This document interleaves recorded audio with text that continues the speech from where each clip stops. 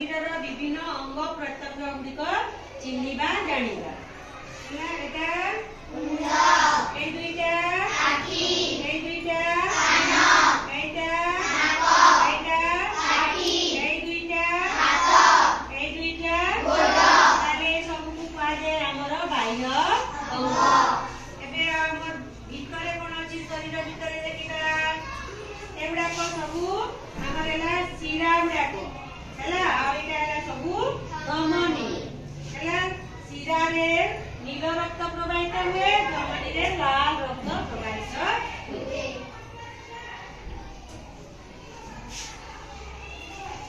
तापरे एगुडा कहूची हमर शरीर रो सब मांसपेशी गुडा हैला कोन मांसपेशी।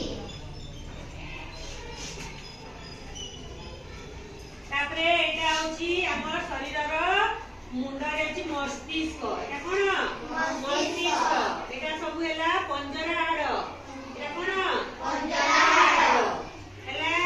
तापरे एटा हैला हमर कोन खाद्य नाली हैला। तापरे आउ देखिबा